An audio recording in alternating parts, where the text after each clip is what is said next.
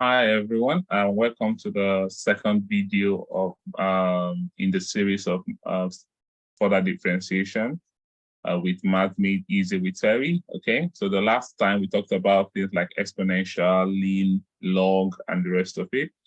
So if you missed that video, please go back and have a look. Now we'll move straight to the second part. So remember that this is a review. I'm not talking about everything. I'm just talking about highlighting the derivatives for us. So because the next video we talk about functions of functions and how to solve them and how we go about it. Is that okay? Good. So quickly for trigonometry, when you have values like, we have things like sine, we'll have cosine, and we're going to have tan as well, okay? So usually the rule is that from sine goes to cosine, from cosine minus sine, from minus sine minus cosine. So basically, when you differentiate sine, it gives you cosine. Differentiate cosine, it gives you minus sine. Minus sine is going to give you minus cosine, and minus cosine will give you minus sine. So if y is equal to sine x, okay? So sine give us cosine, so the y over dx is going to give us cos x. Easy as that. So anytime you differentiate a sine function, you're going to have a cosine as the derivative.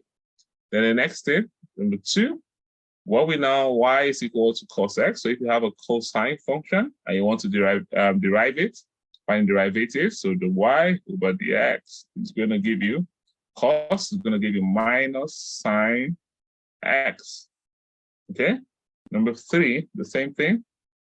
When we have y equal to minus sine x, okay. So same thing, minus sine will give you minus cosine. So that means the y over dx is going to give you what? Minus cos x. Okay. Then for number 4, we have y is equal to minus cos x. Then the y over dx, when you differentiate that, it will give you what? Sine x. Okay. I think that is that for sine and cosine. We have other derivatives as well. When we have y is equal to tan x, okay? The y over dx will give you, tan x is going to give you sec squared x, okay? I have videos on this. You can go back and see how we derive and got all this, but we're just interested in the review today. The next one is if you have y is equal to sec x, okay?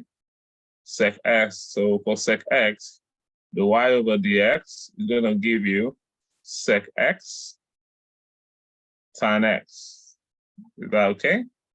Then the other one you can also play around with is cosec. So y is equal to cosec x, okay? For cosec x, so we have that. So the y over dx is going to give us, if you differentiate cosec, it's going to be minus cosec cosec x cot x. And number 8, okay, when we have y is equal to cot x, and when you do cot x, the y over dx is going to give you minus cosec squared x.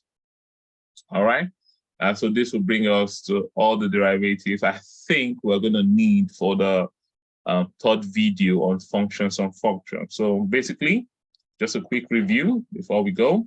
When you have, just always remember that when you're going, I'll talk about integration very soon in another different video, okay? But for this video, we're just focusing on differentiation.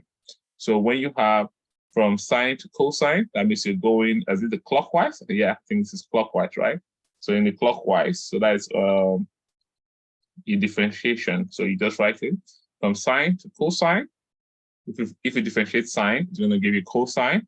If you differentiate cosine, it's going to give you minus sine. If you differentiate minus sine, it's going to give you minus cosine. And if you differentiate minus cosine, it's going to give you sine. So basically, this is what you're expecting to get, okay? And the other ones that you can just add to it is for tan. If you do tan, it's going to give you sec squared x, okay? When you differentiate sec, it's going to give you sec x tan x, okay? When you differentiate cosec, it's going to be cosec cot x but negative. And when you differentiate cot x, it's going to give you minus cosec squared x. Okay, these are standard derivatives that when you keep on using them, you get to know them and it just becomes a second part of you. All right, but usually in most exams, those derivatives are given with a formula sheet, so you don't really need to cram them. But the reason why I want to start from this because of we're talking about the further differentiation series, so we need to review this before we start. All right, I think that will be the end for this video. Maths Made Easy with Terry in 10 minutes. So I'm going to see you in the next video. All right. So please feel free to subscribe, like, and share, and I'll see you soon. Thank you very much.